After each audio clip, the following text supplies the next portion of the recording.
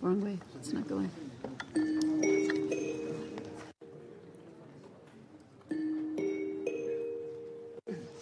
The 9,730th meeting of the Security Council is called to order.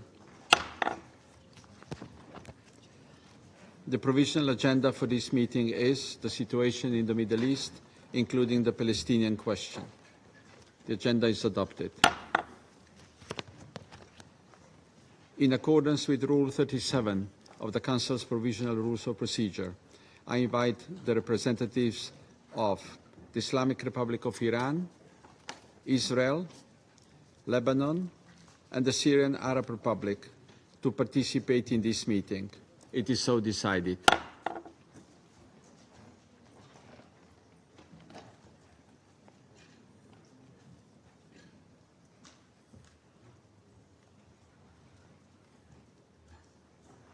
On behalf of the Council, I welcome His Excellency, Mr. Abdallah Bouhabib, Minister of Foreign Affairs and Immigrants of Lebanon.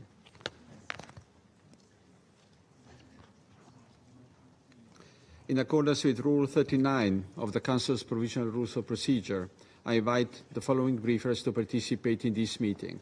Ms. Rosemary DiCarlo, Under Secretary General for Political and Peacebuilding Affairs. Mr. Volker Türk, United Nations High Commissioner for Human Rights. It is so decided.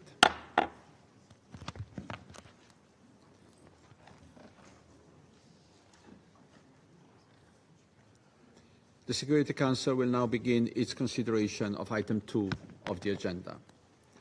I now give the floor to Ms. Rosemary DiCarlo. Mr. President, thank you for the opportunity to brief the Council on the situation in Lebanon and the region, including the most recent alarming developments. For nearly a year, Hezbollah and other non-state armed groups in Lebanon and the Israel Defense Forces have exchanged fire across the blue line on an almost daily basis. These exchanges have been in repeated breach of the cessation of hostilities and in violation of Resolution 1701.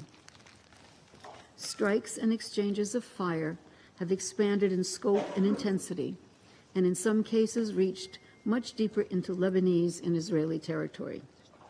Over 100,000 people have been displaced from southern Lebanon. At least 60,000 have been displaced from northern Israel. The exchanges of fire have caused numerous casualties, including among civilians, and significant damage to homes, civilian infrastructure, and agricultural land on both sides of the blue line. The risk of further expansion of this cycle of violence is extremely serious and poses a grave threat to the stability of Lebanon, Israel, and the whole region. Mr. President, on the afternoon of 17 September, many communication devices, or pagers, primarily used by members of Hezbollah, exploded simultaneously across Lebanon. Similar explosions were also reported in Syria. The following day, a second wave of explosions, smaller in scale but more lethal, was reported throughout the same areas of Lebanon. This time, the devices involved were two-way handheld radios reportedly used by Hezbollah. Devices exploded in homes, cars, supermarkets, and streets. Lebanon's Ministry of Public Health stated that 37 people were killed, including 2 children, and more than 3,400 people were injured in the successive explosions. Medical professionals and hospitals are working around the clock to help the wounded. Lebanese society, old and young, have been in profound shock and panic. The Lebanese government has strongly denounced the attack, which it attributed to Israel. Caretaker Prime Minister Mikati said, and I quote, "It represented a serious violation of Lebanese sovereignty and a crime," end quote. In a speech on 19 September, Hezbollah Secretary General Hassan Nasrallah said in response to the attacks that Israel exceeded all limits, laws, and red lines. And he vowed, and I quote, "to exact a heavy price and a fair punishment," end quote. He reiterated that the Lebanon front would only stop once the aggression on Gaza ended. In a letter to the President of the Security Council on 18 September, the Islamic Republic of Iran blamed Israel for the explosions. Noting that its ambassador to Lebanon was among those wounded, Iran stated that it, and I quote again, reserves its right under international law to take required measures deemed necessary to respond to such a heinous crime and violation, end quote. To date, the government of Israel has made no official comment on these developments. Mr. President, since the explosions on 17 and 18 September, exchanges of fire across the Blue Line have continued, showing worrying signs of escalation. The exchanges include some of the heaviest bombardment of southern Lebanon since 8 October 2023. Israeli aircraft have conducted a high number of airstrikes and overflights, including breaking the sound barrier over Beirut on several occasions. In addition, we are receiving initial reports about an Israeli airstrike in the southern suburbs of Beirut hours ago, which Israel said targeted and killed a number of senior Hezbollah leaders. The Lebanese Health Ministry said at least 12 people were killed and over 60 injured in the strike. Meanwhile, heavy barrages of rocket, drone, artillery, and anti-tank missile fire from Lebanon have killed 2 IDF soldiers and wounded 10 Israelis. UNIFIL is monitoring the situation closely. On 16 September, Israel's Minister of Defense, Yoav Gallant, suggested that the center of gravity was moving north, including the transfer of military forces. Speaking of the onset of a, quote, new phase of war, end quote, he suggested the only way left to ensure the return of Israel's northern communities to their homes was through military action. Reports from Israeli media indicate that Israel Defense Forces 98th Division was transferred from Gaza to the Northern Command, adding to concerns about the risk of further escalation on the horizon. From Lebanon, UN Special Coordinator Hennes Plekar has been in constant contact with all concerned actors, including caretaker Prime Minister Mikati, Foreign Minister Mr. Bou Habib, Speaker of Parliament Nabi Berri, and their offices and other authorities. In her meetings, she has continued to push for a diplomatic solution and warned against further escalation.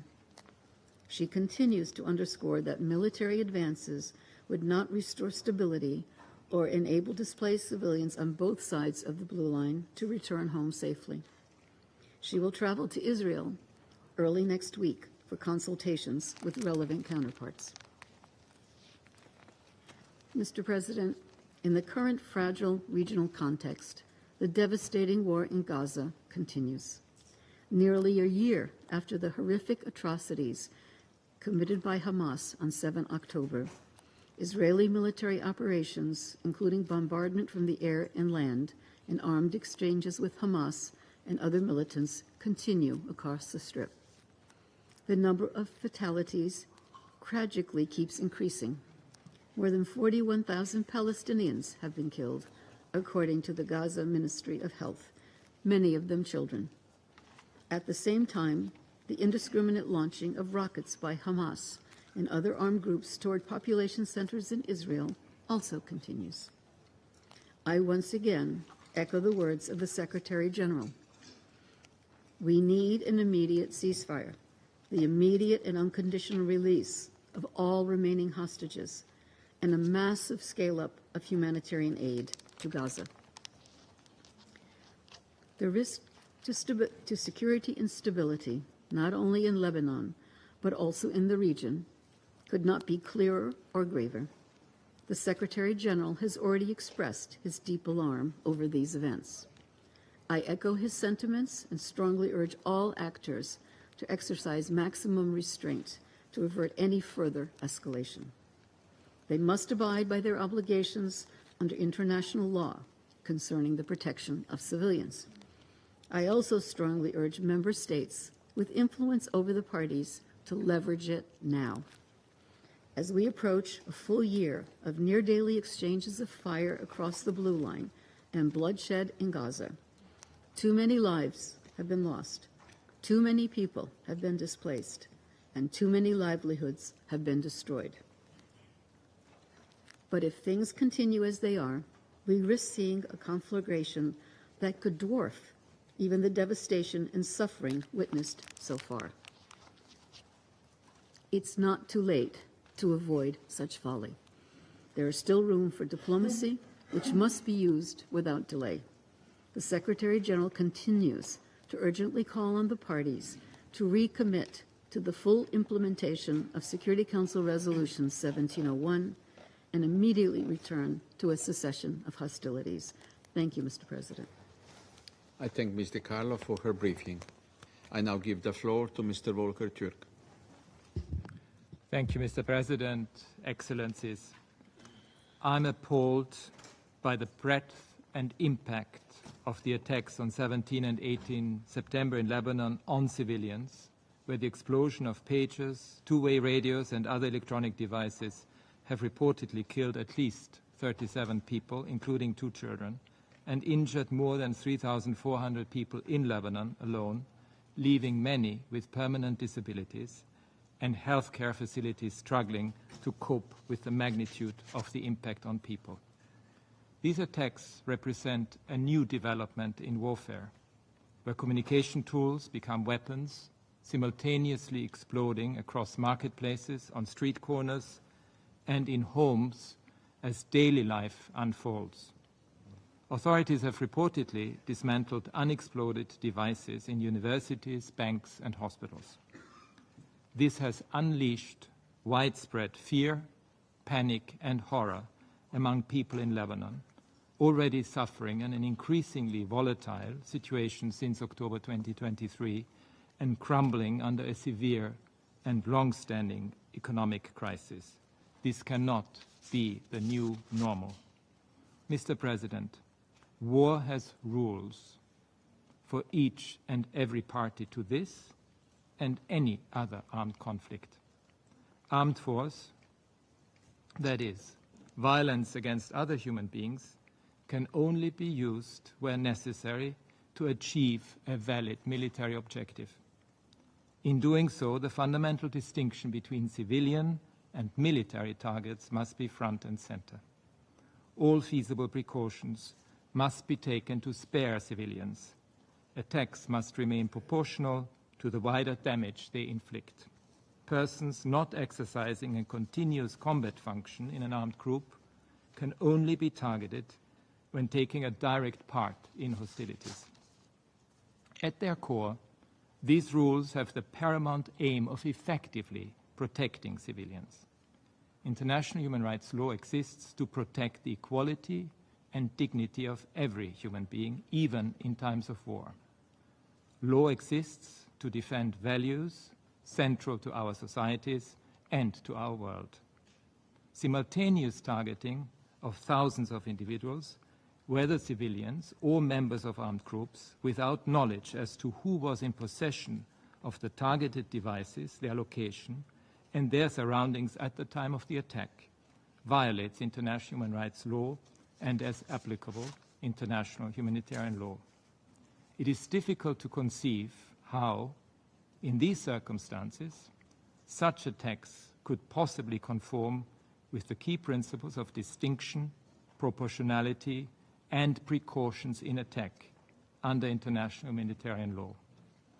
If the attacker is unable to assess the compliance of the attack with binding rules of international law, notably the likely impact on civilians, then the attack should not be carried out. International humanitarian law prohibits the use of booby-trap devices in the form of apparently harmless portable objects which are specifically designed and constructed to contain explosive material. It is a war crime to commit violence intended to spread terror among civilians. I call again for an independent, thorough, and transparent investigation into the circumstances of these explosions. Those who ordered and carried out these attacks must be held to account. Let me be clear. This method of warfare may be new and unfamiliar, but international humanitarian and human rights law apply regardless and must be upheld. These attacks occurred amidst hostilities between Israel and Hezbollah, which since 8 October last year have caused civilian casualties on both sides. According to the Lebanese Ministry of Health, figures that were released in August, over 500 people have been killed, over 2,400 injured, and according to IOM, over 110,000 displaced in Lebanon.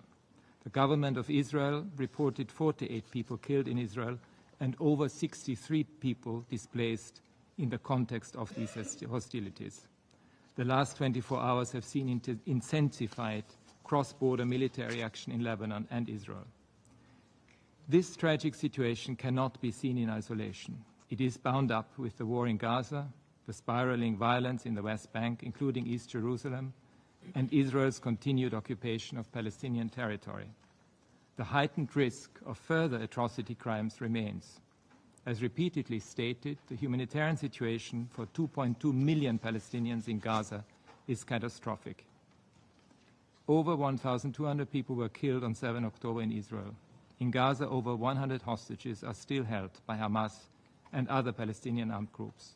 Over 40,200 Palestinians, mostly women and children, have been killed as a result of the intensive Israeli offensive, and over 95,500 injured in Gaza, according to the Gaza Ministry of Health. I'm outraged by this inconceivable toll of human suffering. For the UN and other humanitarian responders, ongoing hostilities, access constraints, attacks on staff and facilities, and damaged infrastructures, along with the deteriorating security situation, including looting and frequent Israeli-issued evacuation orders, are key factors obstructing the delivery of sufficient life-saving aid across the Gaza Strip. Ending the war in Gaza and averting a full-blown regional conflict is an absolute and urgent priority. I call for an immediate ceasefire and for continuous humanitarian access to be ensured throughout the Strip. I urge the immediate and unconditional release of all hostages held in Gaza. The arbitrary detention by Israel of thousands of Palestinians must end. The wider situation of illegality across the occupied Palestinian territory, deriving from Israel's policies and practices, as so clearly spelled out by the International Court of Justice in its advisory opinion in July, must be comprehensively addressed. Mr. President, disrespect for international law is a matter of international peace and security, the core obligation of this Council, with implications beyond these countries and this region, beyond these countries and this region.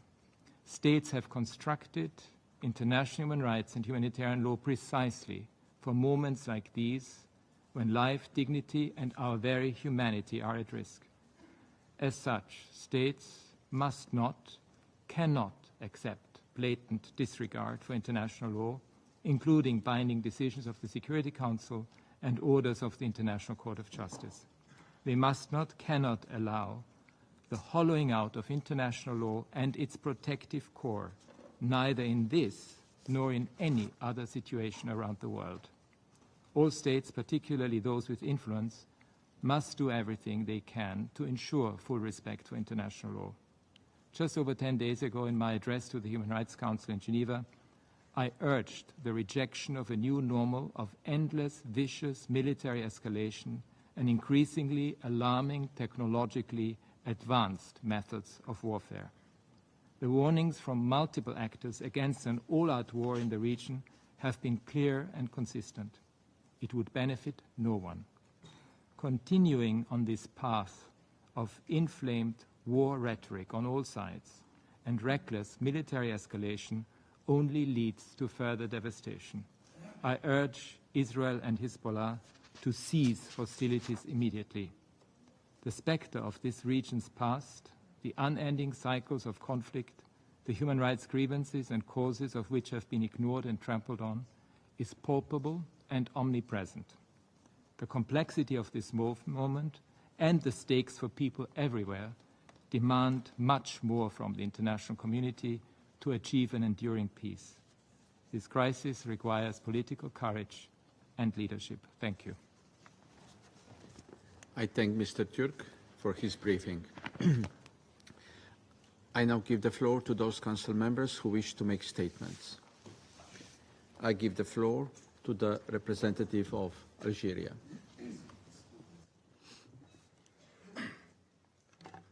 Mr. President, I thank Mrs. De Carlo and Mr. Turk for their briefing, and I acknowledge and welcome the presence of His Excellency Minister Abdullah Abu Habib among us in this meeting. My country has called for this urgent meeting in light of the alarming escalation in Lebanon on September 17 and 18. These tragic events have resulted in dozens of deaths and thousands of injuries following the remote detonation of small communication devices across the country. The perpetrator is well known. We strongly condemn this Israeli attack. Such actions represent a blatant violation of Lebanon's sovereignty, of the UN Charter, of the international law, and of Resolution 1701 and 2749. Algeria stands in full solidarity with Lebanon during these difficult times, and we extend our deepest condolences to the government and to the resilient people of Lebanon. And we commend the Lebanese authorities for their measured and responsible handling of this grave crisis, preventing further escalation. Mr. President, these acts of aggression amount to war crimes. The deliberate and discriminate nature of these Israeli strikes has caused terror among civilians, with densely populated areas being targeted. This dangerous precedent turns civilian devices into bombs, threatening the safety of all and posing a significant threat. This precedent opens a dangerous Pandora box. What will happen if such unfamiliar tactics are replicated by terrorist groups? While the international community calls for de-escalation, Israel pulls the region toward war, expanding hostilities from the Blue Line into the entire Lebanese territory. The Israeli officials have openly threatened to launch a large-scale war in Lebanon. These attacks were followed by statements, official statements, praising the so-called positive result. The airstrike against Beirut this morning are another proof that the Israeli occupying power is not at all interested in peace. So, do Israeli occupying authorities truly seek peace with their neighbors? Are they genuinely committed to implementing Resolution 2735? Are they really committed to a ceasefire in Gaza? Mr. President, the Security Council bears the solemn responsibility to uphold the principle enshrined in the UN Charter. The Security Council must enforce its resolution. Resolution 1701 must be fully implemented without bias, and the Israeli occupier aggressions must cease, and it must withdraw from all occupied Lebanese territories. Only by ending the occupation that we could pave the way for lasting peace and stability in the region. I thank you. I thank the representative of Algeria for their statement. I give the floor to the representative of Switzerland. Merci, Monsieur le Président. Thank you, Mr. President. We welcome the convening of a meeting following the extremely worrying developments in Lebanon and beyond. I wish to thank Under Secretary General Mr. Carlo and High Commissioner Turk for their statements that have very precisely detailed the events that have unfolded in recent days. I welcome the presence of the Minister and, of course, all colleagues in the Chamber. Mr. President, Switzerland expresses its grave concern following the explosions of pagers and other electronic communication devices which occurred Tuesday and Wednesday. We condemn the fact that these explosions produced a number of civilian victims, including children. Light must be shed on circumstances and responsibilities. I wish to extend our sincere condolences to all families of the civilian victims that have been wounded and killed in recent days. We are concerned by the broader consequences of these explosions on the civilian population. The explosions have sowed panic and widespread fear, and hospitals are now fit to burst. In this connection, I wish to pay tribute to the hospital staff and rescue workers in Lebanon for their devotion. These explosions, as well as the intensification of hostilities on both sides of the Blue Line, including the strike in the southern suburbs of Beirut today, risk further compromising the stability of Lebanon and the entire region. We also decry the deaths and injuries done to civilians. Switzerland calls upon all parties, as well as those that have influence that they can bring to bear on them, to exercise the utmost restraint in order to avoid a major regional escalation. We insistently call for a return to the total cessation of hostilities, and we also demand the comprehensive implementation of Resolution 1701. This Council has unanimously reaffirmed these demands only 3 weeks ago. Switzerland calls upon all parties to respect international humanitarian law, and namely the principles of distinction, proportionality, and precaution in all circumstances. War has rules. As the High Commissioner quite rightly said, the protection of civilians is a legal obligation that must be respected. We also recall that human rights apply at all times. The only desire of the tens of thousands of displaced people on both sides of the Blue Line is to return home so that they can live there in peace. Their children, as far as they're concerned, want nothing more than to go to school and play with their friends. One thing, however, is absolutely clear. Dialogue and de-escalation are the only ways to achieve the aforementioned goal. Military escalation is not the solution. That would drag the region into the abyss of a regional war. For that reason, Switzerland supports all mediation efforts underway. The voices of peace and reason must prevail in the interests of the people of the entire region.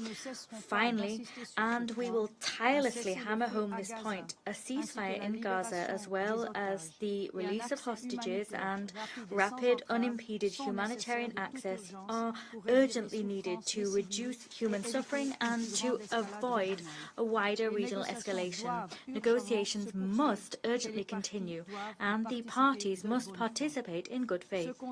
This Council must assume its responsibilities and, united, contribute to a peaceful solution. Switzerland is ready to do its part. I thank you. I thank the representative of Switzerland for their statement. I give the floor to the representative of the Republic of Korea. Thank you, Mr. President.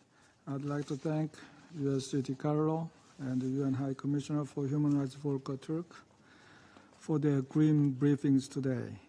I also welcome the participation of Foreign Minister Mr. Habib and the representatives of Syria, Iran, and Israel in this meeting. The Republic of Korea is shocked to witness the bloody and the devastating attacks in Lebanon, involving communication devices that caused thousands of casualties, including children.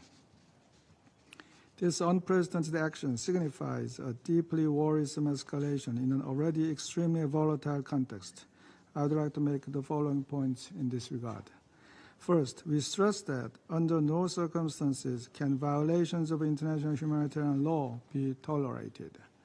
These indiscriminate attacks remotely targeted and seriously injured thousands of individuals without specific knowledge of who possessed the devices, their exact locations, or their surroundings at the time of the attack, at grocery stores, hospitals, and funerals. Such attacks raise serious concerns about whether the core principles of IHL, distinction, proportionality, and precaution, were upheld during these operations. Reports also indicate that the exploded devices, predominantly pagers and walkie-talkies, were harmless portable products which are prohibited from being used as booby traps under Article 7, Paragraph 2 of the amended Protocol 2 of the Convention on Certain Conventional Weapons. This further calls into question the legality of the operations, as highlighted by High Commissioner Turk in his briefing. We call on all stakeholders to immediately cease all violations of international humanitarian law. Second, the international community must come together in urgent and serious discussions to address the emerging risks posed by the unprecedented form of warfare witnessed this week. The attacks weaponized thousands of personal communication devices for remote detonated destruction, elucidating the alarming potential for any consumer electronics to be exploited and transformed into lethal weapons that transcend our imaginations. These incidents underscore the urgent need to review whether existing international frameworks are adequately equipped to prevent such abuses. Third, we call on all parties to respect the territorial integrity and the sovereignty of Lebanon and accelerate diplomatic efforts to fully implement Resolution 1701 and pursue a long-term solution for durable peace. While the situation is undoubtedly hazardous, this resolution remains a cornerstone of regional stability and is essential for preventing further deterioration. We urge all parties to return to the fundamentals of the resolution, including full respect for the blue line and the establishment of an area free of any armed entities other than the Lebanese armed forces. Fourth, my delegation strongly urges all parties to exercise maximum restraint and prioritize de-escalation during this highly perilous period. Israel has recently added the safe return of displaced northern residents as a new objective of its military action, stating that operations will continue until they can return home. It also conducted airstrikes today in a densely populated area in Beirut, which reportedly killed at least 12 people and injured over 60, including civilians, with others buried under the rubble. Further escalation would probably result in far greater civilian casualties, increased threats to UNIFIL peacekeepers, and unparalleled regional security risks. Indeed, from the Blue Line to Gaza, the West Bank, Yemen, and Syria, the region is on the brink of widespread and massive war. Even a single misstep or miscalculation could trigger a catastrophic situation with grave consequences for the lives of millions that could extend far beyond the region. As we now truly stand at an inflection point, we once again call on all parties to return to the negotiating table with a particular urgency for a ceasefire in Gaza, which lies at the very heart of de-escalation. I thank you, Mr. President. I thank the representative of the Republic of Korea for their statement. I give the floor to the representative of the United States. Thank you, Mr. President. And thank you, Undersecretary General DiCarlo and High Commissioner Turk, for your briefings. Colleagues, the United States remains of the view that a broader conflict in the Middle East is neither desirable nor inevitable. But the actions various actors take in the coming days will, once again, determine how the situation evolves. It is imperative that even as facts emerge about the latest incidents, in which, I reiterate, the United States played no role, all parties refrain from any actions which could plunge the region into a devastating war. The Security Council cannot ignore the origins of this particular conflict between Israel and Hezbollah. Prior to Hamas's brutal terrorist attack, quiet had largely been maintained along the Blue Line for 18 years, since the adoption of Resolution 1701 in 2006.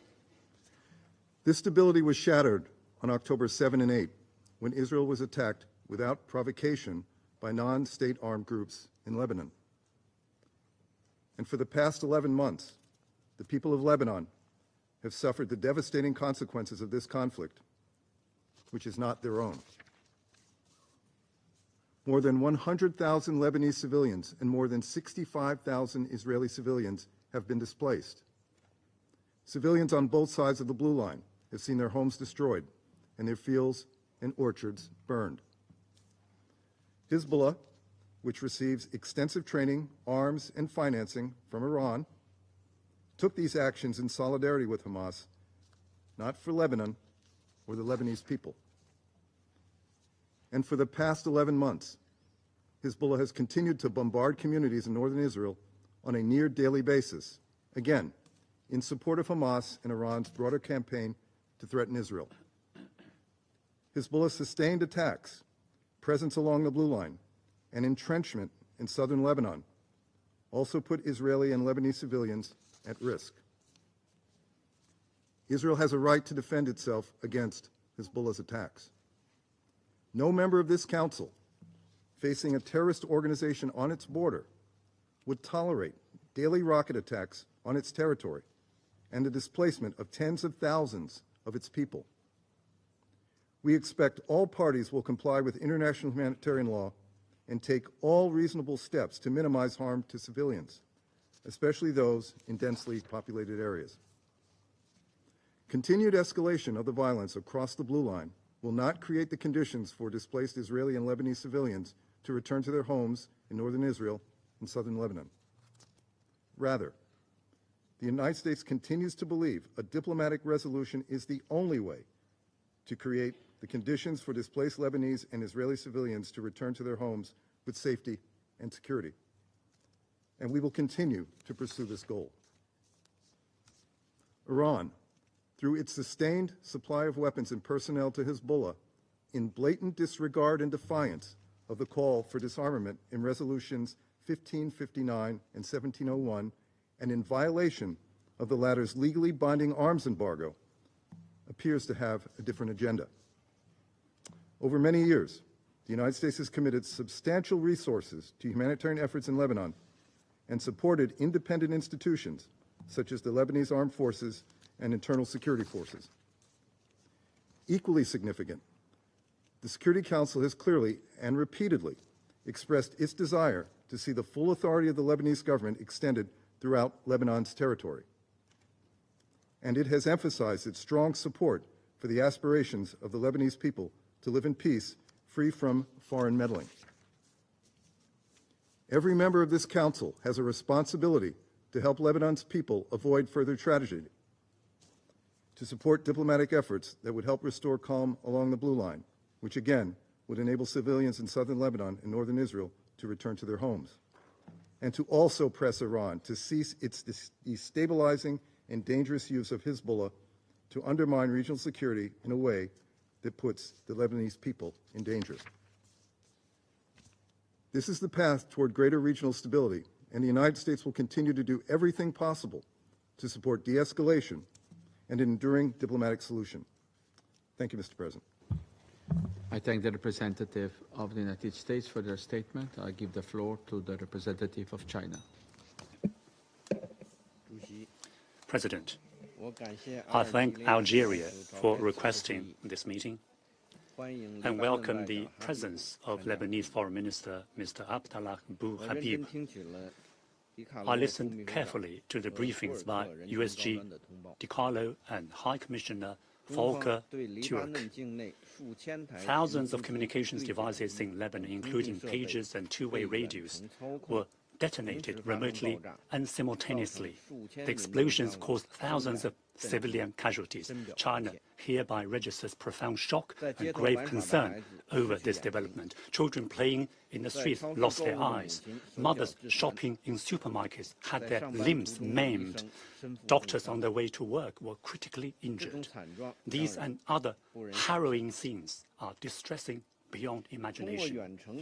Remotely detonating communications devices in indiscriminate attacks, causing mass civilian casualties and panic in society, is unheard of in history.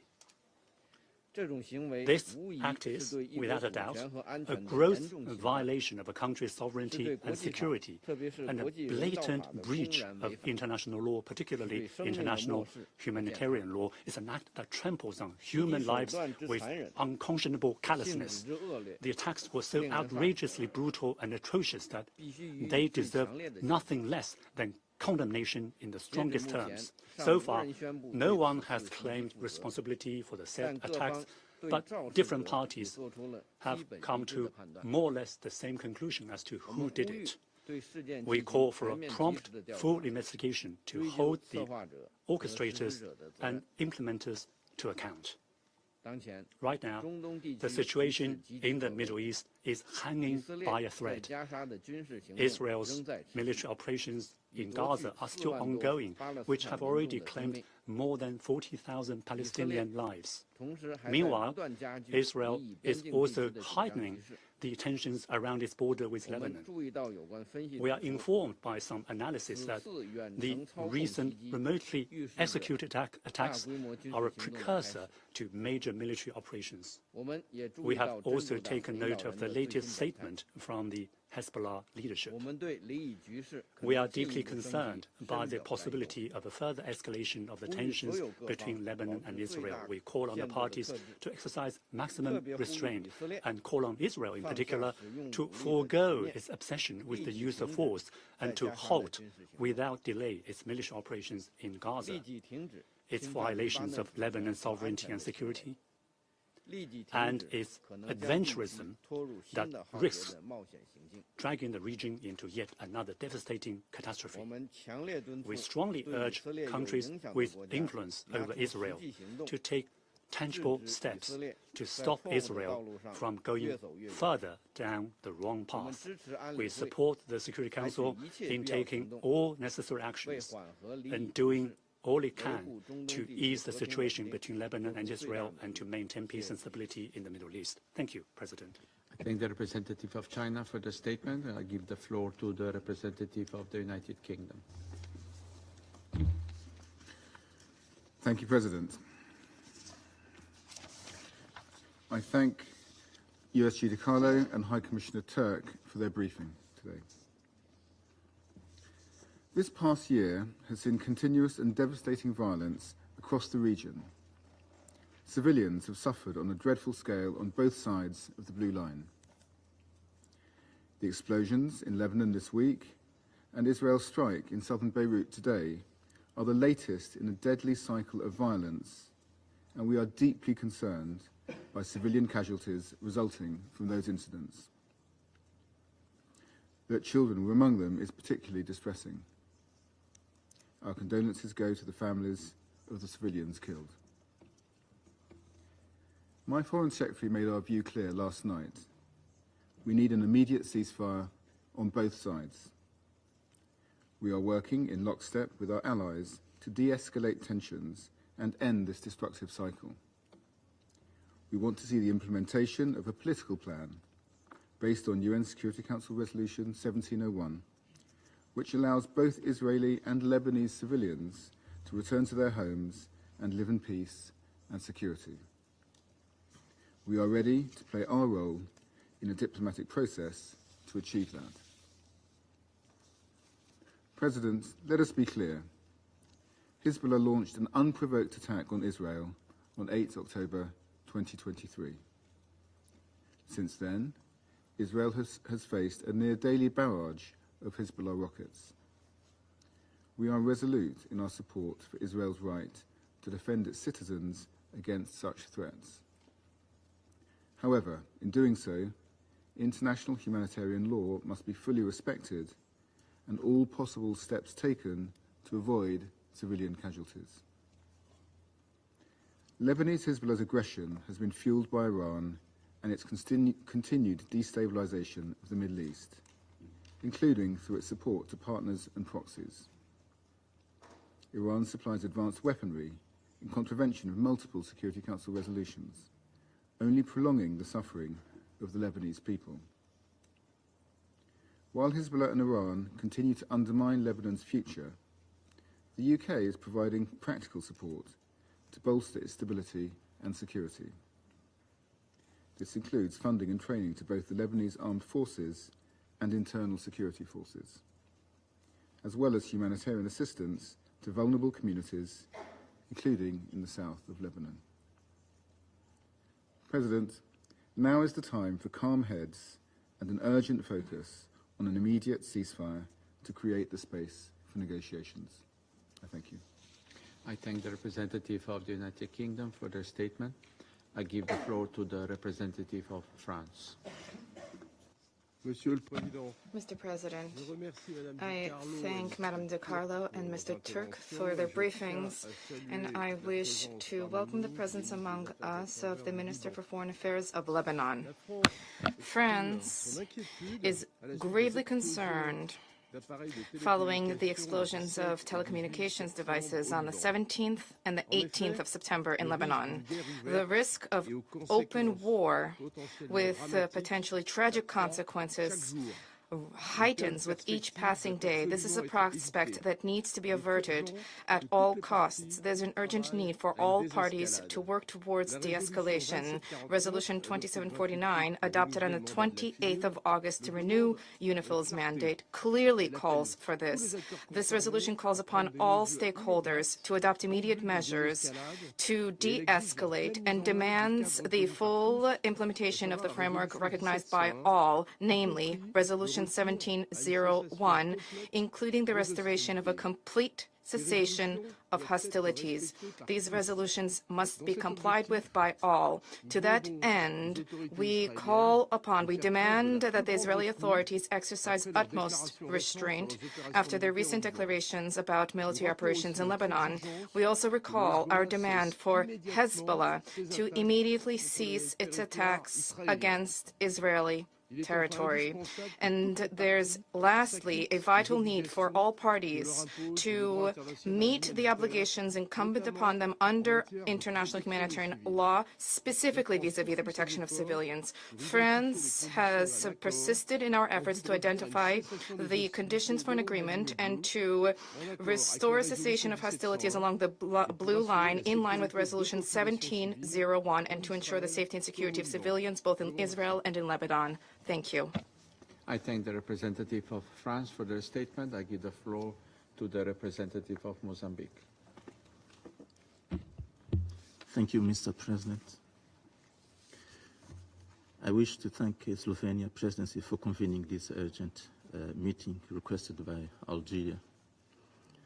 We are grateful to Undersecretary General Rosmel Di Carlo and the High Commissioner Volker Turk for their insights on this deeply concerning matter. We also acknowledge the presence of His Excellency, the Minister of Foreign Affairs of Lebanon, and representatives of Iran and Israel. Mr. President, Mozambique views the current situation in Lebanon with deep concern. The escalating cross-border hostilities between Hezbollah and Israel have significantly heightened regional tensions. We are particularly alarmed by the recent cyber attack in Beirut and other parts of the country, which resulted in the detonation of pagers and other electronic devices. This unprecedented incident occurring on September 17 and 18 has led to a tragic loss of lives and numerous injuries. We deeply deplore the deaths of civilians. The targeting of populated areas, including homes, vehicles, commercial establishments, and public spaces, is a clear violation of international humanitarian law. Mozambique strongly condemns these attacks, which have resulted in at least 12 civilian fatalities and left thousands wounded. We note with grave concern that many of the casualties were not combatants but civilians, members of the Lebanon's Shia community engaged in non-military activities.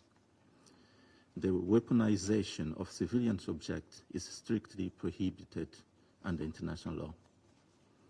The incident highlights the evolving nature of modern warfare, where cyber capabilities can be employed to inflict physical harm. The sophistication and audacity of this operation mark a dangerous escalation in the ongoing conflict between Israel and Hezbollah. We are deeply troubled by the potential ramifications of this attack, which may herald a new phase of conflict in Lebanon and the broader Middle East region. The unprecedented nature of this incident raises serious concerns about the future stability of the area. We strongly condemn these attacks as they bring a notable escalation in the region after months of mostly low intensity conflict between the two contenders. Mozambique calls upon all parties to immediately cease all military and subversive activities. We also strongly emphasize the critical need for de-escalation to prevent further instability and retaliatory actions. We urge all parties involved to strictly adhere to international law and Security Council resolutions. It is imperative to ensure the protection of civilians and the maintenance of peace and security in the region. In conclusion, Mr. President, Mozambique reiterates its commitment to the principles of the United Nations Charter and stands ready to support all efforts towards peaceful resolution of conflicts and the protection of civilian lives. I thank you, Mr. President. I thank the representative of Mozambique for their statement. I give the floor to the representative of Guyana. Thank you, Mr. President, and I thank Algeria for requesting this urgent meeting. I also thank USG Di Carlo and High Commissioner Turk for the updates provided, and welcome the participation of His Excellency Mr. Abdullah Bou Habib, Minister for Foreign Affairs and Emigrants of Lebanon, in today's meeting. I also acknowledge the participation of the permanent representatives of Israel, Iran, and Syria in our meeting. Mr. President, Guyana is alarmed by the reports of well-coordinated, widespread lethal attacks earlier this week across Lebanon and Syria, where pagers and other communication devices were transformed into deadly weapons. These attacks were apparently aimed at specific targets, but ultimately were indiscriminate in their effect, as many of the detonations occurred in crowded areas. The result, according to the Minister of Health of Lebanon, is that 37 persons have died, including 2 children, and more than 3,000 injured. We are also deeply concerned about the strike carried out this morning by Israel in a densely populated area in Beirut, which also resulted in the deaths of at least 14 persons and injury to more than 50. Any attack causing harm to civilians must be thoroughly investigated to establish the circumstances, attribute responsibility for the harm caused, and hold to account the perpetrators. The ongoing and intensifying attacks on Lebanon's sovereignty and territorial integrity will only serve to escalate the already tense situation in Lebanon and further heighten the risk of widening the violence in the Middle East region. Mr. President, the situation in the Middle East has become untenable. Too many parties are poised for war. We have heard on many occasions of the diplomatic efforts underway and the need for the Council to support these efforts. We commend those efforts and believe they are operating in good faith. However, given the time that has elapsed since Resolution 2735, without a deal for a ceasefire in Gaza, and the increasing horrific events that continue to occur, we do not believe that all parties in this conflict are operating in good faith. The plain and simple truth is that there is a common thread running across the region in the chaos and destruction that has upended the lives of civilians. There is one party that has chosen over and over again to take escalatory action at every opportunity, to abandon diplomatic negotiations while breaching the rule of international law and humanitarian law. Mr. President, Guyana again calls on countries of the region to fully comply with their international obligations and to uphold the principle of respect for sovereignty and territorial integrity. We demand that all parties adhere to international law, including international humanitarian law and the United Nations Charter. It is imperative that there be a return to maximum restraint and an abandonment of rhetoric that only serves to inflame. We call on those with considerable influence to do more.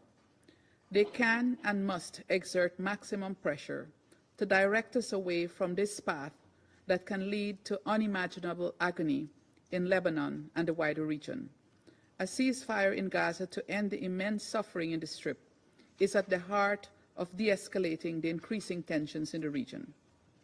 Mr. President, the reality that we must confront is that lasting peace will not come through war. Violence will only doom us all to a cycle of escalating attacks, death, and destruction. The people of the Middle East are no less deserving of stability and security.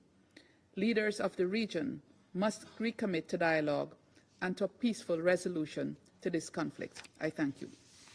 I thank the representative of Guyana for their statement. I give the floor to the representative of Japan. Thank you, Mr. President. I thank USG DiCarlo and High Commissioner for Human Rights, Mr. Volker Turk, for their briefings. Japan is extremely concerned with the situation in the Middle East and is monitoring the escalation of tensions with grave concern, especially the incidents this week where a large number of communication devices exploded across Lebanon and Syria, reportedly killing dozens of people and injuring thousands. We are concerned that children were among the victims, including those reportedly killed. Mr. President, Japan urges all concerned actors to refrain from any further action or retaliation to avoid a further catastrophe in the region. The ongoing Gaza conflict has already inflamed regional tensions. no one desires another full-scale conflict between Israel and Hezbollah, and civilians always pay the highest price if such a situation arises. All parties must once again recall their commitment to the full implementation of Security Council Resolution 1701 and return to a cessation of hostilities. The fact that these incidents happened in multiple places, including densely populated areas, and caused civilian casualties is appalling. Civilians must be protected at all times in accordance with international law. We call for an urgent, thorough, and transparent investigations into the blasts. The exchange of fire across the Blue Line has expanded dramatically since October last year. In relation to this, Japan reiterates its strong support for an immediate ceasefire in Gaza and the release of the hostages based on the outlines of Security Council Resolution 2735. We stress the need for a comprehensive, just and lasting peace in the Middle East. We remain committed to making every diplomatic effort to end the violence and restore stability in the region. I thank you, Mr. President. I thank the representative of Japan for their statement. I give the floor to the representative of Malta. Thank you, President. And I thank Mr. Carlo and Mr. Turk for their briefings and welcome the presence of His Excellency the Foreign Minister of Lebanon and acknowledge the participation of the permanent representatives of Syria, Iran and Israel. The Council meets today against the backdrop of what it has warned about for months, the growing prospect of regional escalation.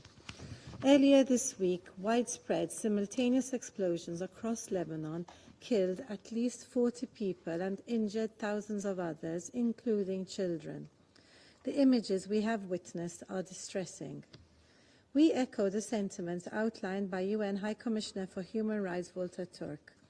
The simultaneous targeting of thousands of individuals, whether civilians or members of armed groups, without knowledge as to who was in possession of the targeted devices, their location and their surroundings, violates international human rights law and, to the extent applicable, international humanitarian law. The large-scale consequences of such a widespread attack, including the large number of civilian casualties, were foreseeable. Such action also reflects a worrying disregard for established norms and IHL. Now, there must be an independent and transparent investigation as to how these consumer electronic devices were turned into bombs which were detonated in populated areas, impacting civilians and overwhelming Lebanon's health services. President, recent Israeli airstrikes in Lebanon serve as another escalation that exacerbates tensions, which we denounce. This takes place whilst the military wing of Hezbollah persists with its indiscriminate firing of rockets into Israel. We also continue to condemn these actions. The lasting psychological impact of this violence on the local population on both sides of the Blue Line must not be underestimated. The people of the region cannot afford another war. We must do everything in our power to prevent further conflict. The protection of civilians is paramount. The devastating impact of the war in Gaza on the situation across the Blue Line and the risk of it spiraling into a wider conflict is greater than ever before. What should come next is clear. This Council must focus on prioritizing de-escalation and restraint across the region. This behavior must also be implemented by the relevant actors whose aggressive rhetoric and apparent inclination to further escalation only begets further hostilities. This Council must act in a decisive manner to ensure the full implementation of Security Council Resolutions 2712, 2720 and 2735. A ceasefire agreement must be reached without further delay. We call on all member states in the region and those with influence over the parties to redouble their efforts to this end. The fate of the region depends on it. For Lebanon, a political and diplomatic solution remains essential to de-escalate the situation and ensure long-term stability. The parties must immediately return to a cessation of hostilities and to recommit to the full implementation of Resolution 1701. A dramatic escalation in Lebanon only moves us further from this goal. In conclusion, President, the region is on the precipice of an all-out war. Cool heads must prevail. Peace must prevail. The only way this can be achieved is for all parties to exercise restraint, to de-escalate and pursue peaceful solutions to all disputes. Thank you. I thank the representative of Malta for their statement. I give the floor to the representative of Ecuador. Gracias. Thank you, Mr. President. I wish to begin by thanking Algeria for convening this meeting. I also wish to recognise the presence of the Foreign Affairs Minister of Lebanon and also the delegations of Israel, Iran and Syria in this chamber. The extremely violent events which have been seen in Lebanon in recent days are cause for alarm and grave concern. Ecuador is grateful for and takes note of the information provided by Under-Secretary General Rosemary DiCarlo and by the High Commissioner for Human Rights, Mr. Volker Turk. The explosion of communication devices in Lebanon has caused tens of deaths and wounded hundreds and has plunged the civilian population into fear. International humanitarian law must be respected by all parties. The protection of civilians is a responsibility of the entire international community and one which cannot be shirked. With this in mind, we condemn bombardments, the launching of missiles and armed drones, as well as the indiscriminate use of explosives planted in communication devices in populated areas. These acts are a flagrant violation of international law, international humanitarian law, and international human rights law. These acts must be the subject of an independent investigation to determine who was responsible. It is pertinent here to recall Resolution 1701, considered under another agenda item, because it demands a definitive cessation of hostilities in the Blue Line sector. Ecuador echoes the appeal of the Secretary-General for all parties to exercise utmost restraint in order to avoid an escalation of tensions in the region. The spiral of violence unleashed could have unpredictable consequences, whose ramifications would, as always, primarily be felt by the civilian population. Thank you. I thank the representative of Ecuador for their statement. I give the floor to the representative of Russian Federation. Mr. President, we support Algeria's initiative to convene today's meeting in connection with the latest dangerous wave of escalation in the Middle East region. We closely studied the concerns of both Lebanon and Iran, which were set out in correspondence that had been circulated yesterday. We listened to the reports and the briefings of the Deputy Undersecretary General and Mr. Turk about the situation in Lebanon with concern. We welcome the participation in today's meeting of the Minister for Foreign Affairs of Lebanon. Mr. President, unfortunately, the devastating bombardment, airstrikes, and brutal ground cleansings have for nearly a year become a grim daily reality for the Middle East. Despite the protests of the international community, the abhorrent practice of targeted liquidations is expanding. It would seem that in this cauldron of violence, there is no longer any act which we all would not condemn. We do not condemn time and time again in this chamber. However, what transpired in Lebanon and Syria over the past week brings the escalation in Lebanon and Syria into a new high-technology dimension region, and this is a very dangerous turn.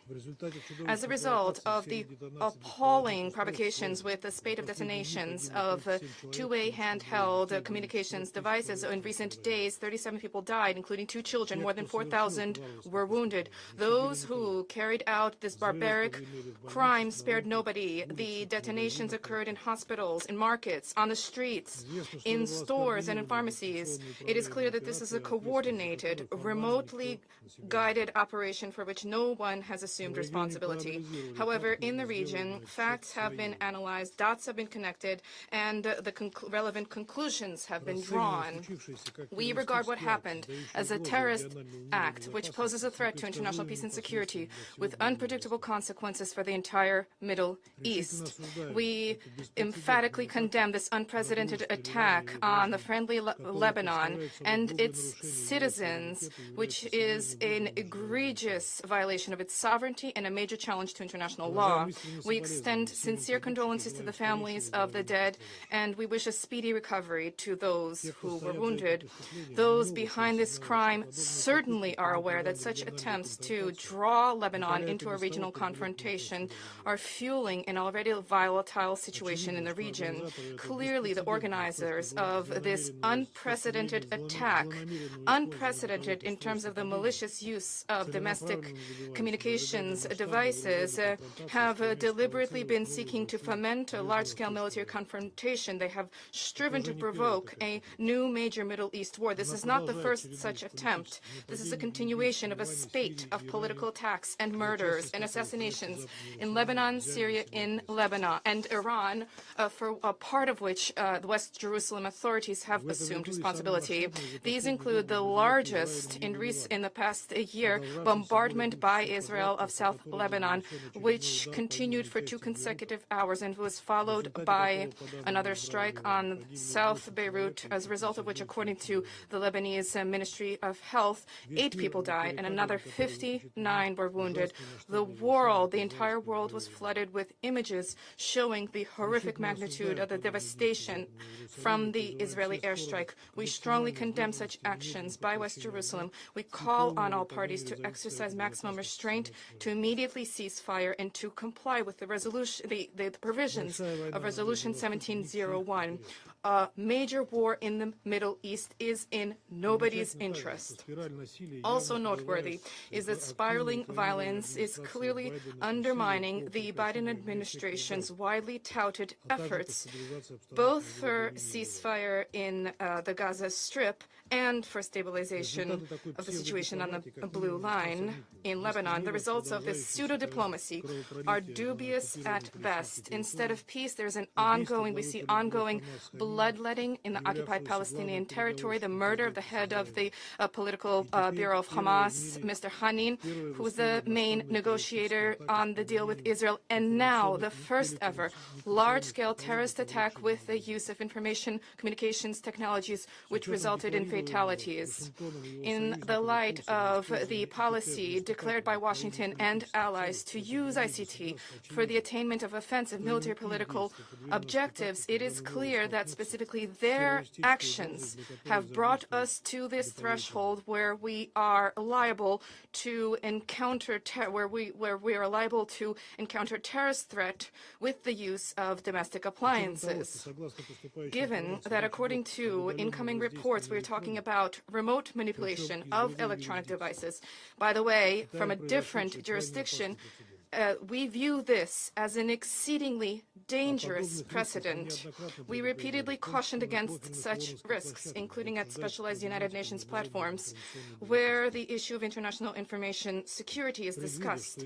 Having foreseen that ICT can be used for destructive purposes, Russia has already for a number of years advanced the idea of establishment of a specific international legal regime to govern the digital landscape and this would take into account technical vulnerabilities, including anonymity, cross-border features, and other hidden functions. Unfortunately, the United States and allies consistently object to any such obligations in this sphere in order to maintain their freedom of movement. The consequences of this are apparent in the terrorist attack in Lebanon. If we were talking about the consequences for the information telecommunications landscape, these kinds of incidents further worsen the already growing mistrust by states of information communications devices manufactured in other countries. This, in turn, furders the trend of self-isolation of national infrastructures in this area, and as a consequence results in the fragmentation of the information space,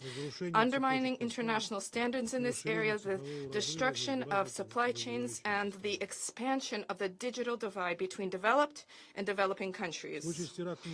With respect to the terrorist attack in Lebanon, the question of the origin of the electronic devices used for the explosions is fundamental. There is a need for a detailed account of the commercial structures involved regarding the safety of the products. Let us recall that states, pursuant to specialized key resolutions of the General Assembly, states have the obligation to ensure supply chain integrity.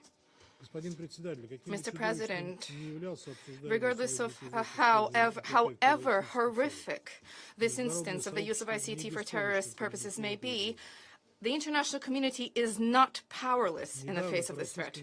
Recently, at Russia's initiative, a global intergovernmental directory of points of contact was launched to prevent and resolve serious incidents in the information landscape, as well as to reduce tensions in crisis situations.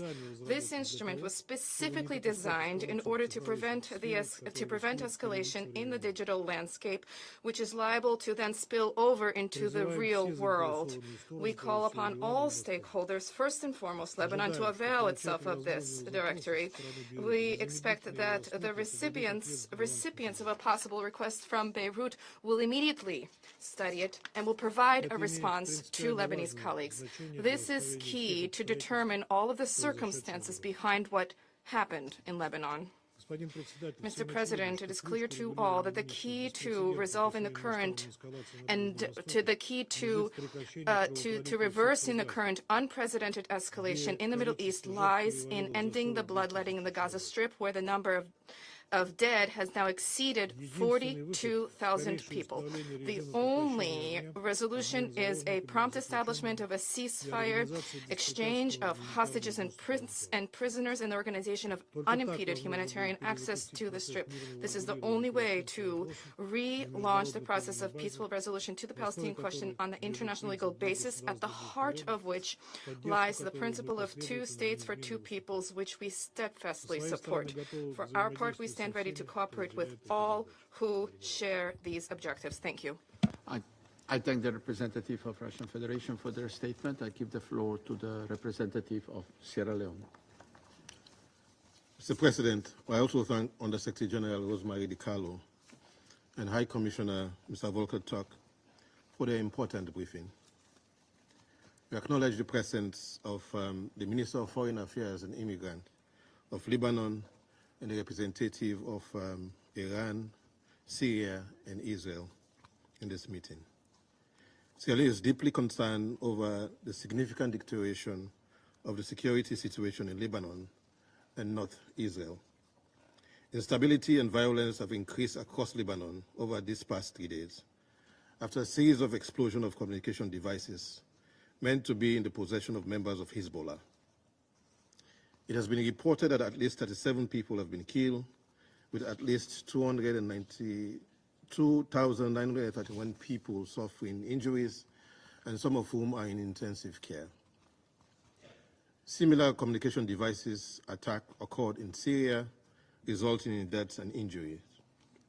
These attacks have been followed by intense strikes in southern Lebanon by Israeli warplanes, reportedly the heaviest air strikes since October 2023. We further note reports of Hezbollah's retaliatory missile and drone strikes in northern Israel on Thursday, killing 2 soldiers and injuring 9. We note with concern that these actions have definitely led to a further escalation in the cycle of violent attacks between the two parties and an exacerbation of tensions in an already volatile region with dire security and humanitarian consequences for civilians. There are reports that the communication devices explosion in Lebanon occurred in populated areas, including at a funeral, and that there are civilians, including children, among the dead and injured.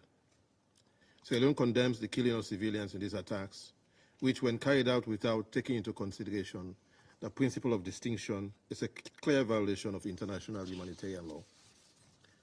As we join the UN Secretary General urging the parties to exercise restraint, we remind the conflicting parties and those that enable them with complicity to comply with their obligations under international law to protect civilian and civilian infrastructure.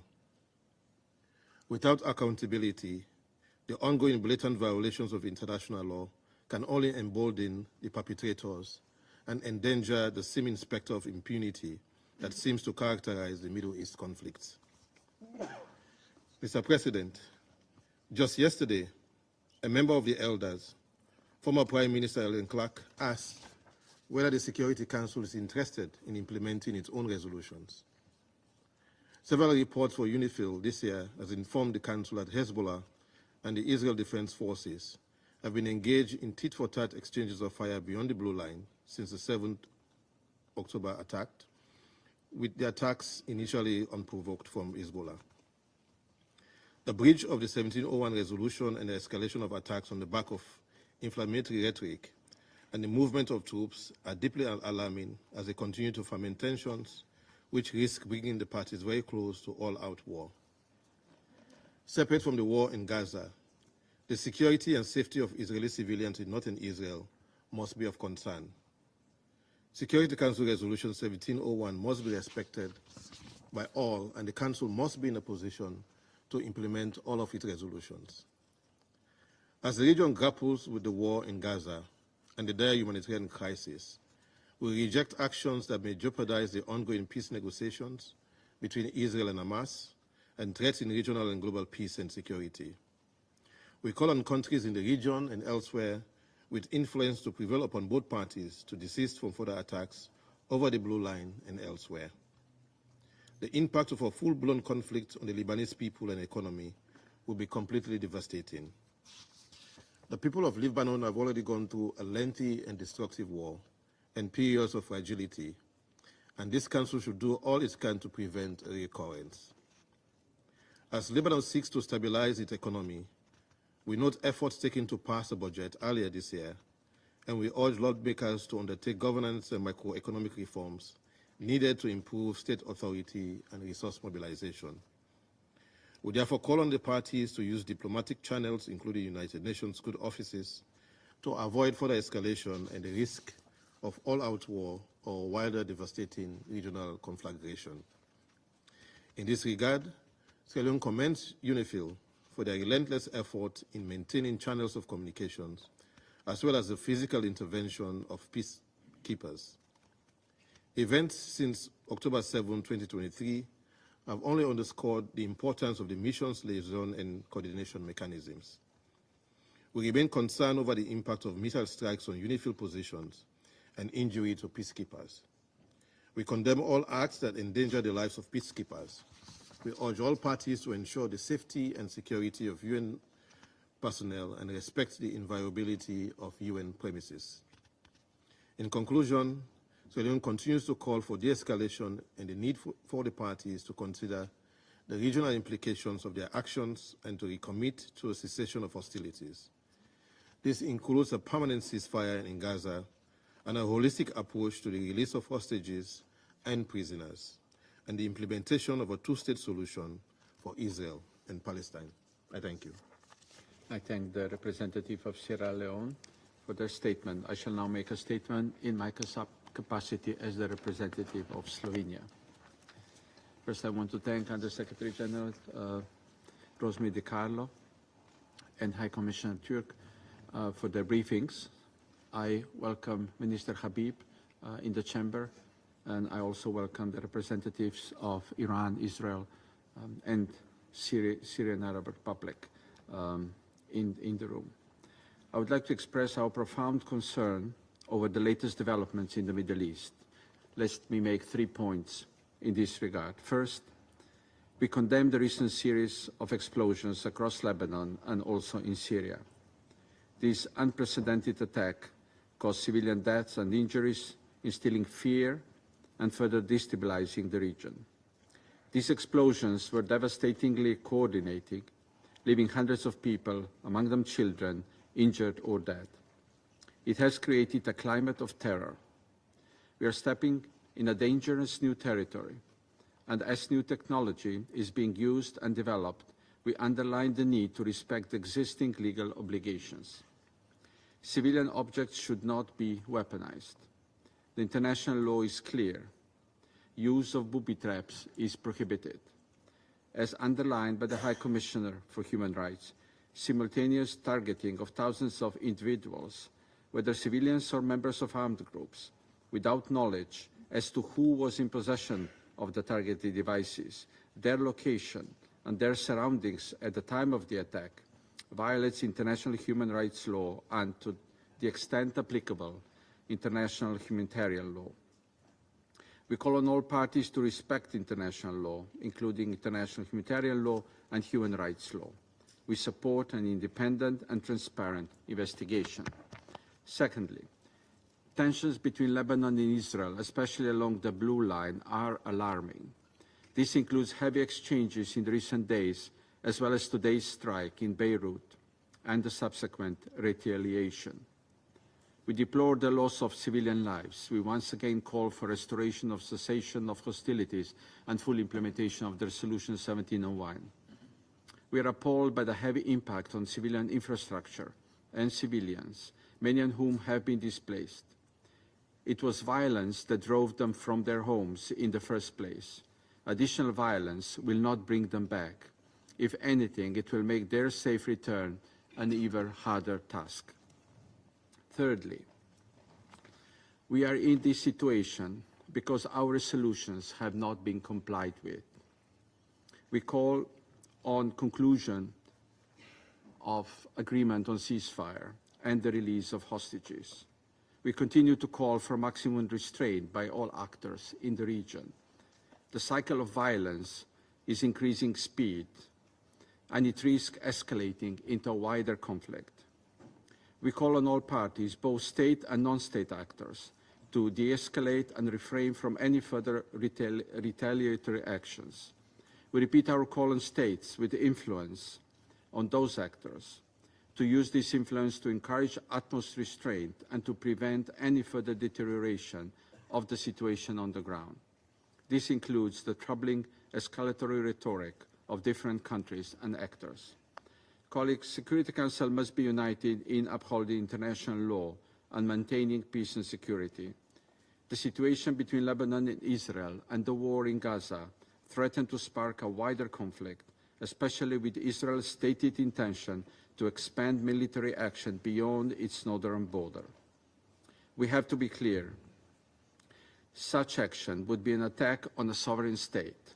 We must prevent this by promoting diplomatic solutions that offer long-term stability. The region cannot endure another war, and we must act before the situation spirals beyond control. For almost a year, we have been cautioning from provocations and escalations, further aggravating the situation in the Middle East. We have said it before.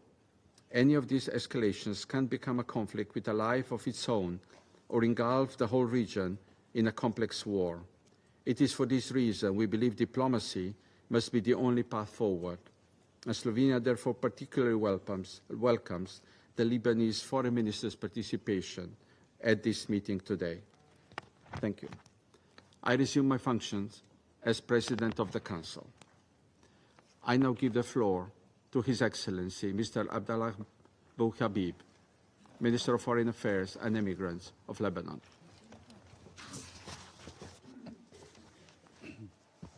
Thank you, Mr. Chairman. Thank you, President. First, I want to thank the Undersecretary Di Carlo and High Commissioner Turk for their presentations, as well as thank all members of the Council for acknowledging the severity and devastating consequences of the electronic attacks on peace and security of the fate and the fate of the humanity. سيد الرئيس أصحاب المعالي والسعادة Mr. President, لم يعد أحد Excellencies, في هذا العالم بأمان no one in بعد this world الهجمات is safe الإلكترونية anymore التي حصلت in the مؤخراً aftermath of the في electronic لبنان attacks which were وفاقت carried out الخيال recently in والتصور. Lebanon.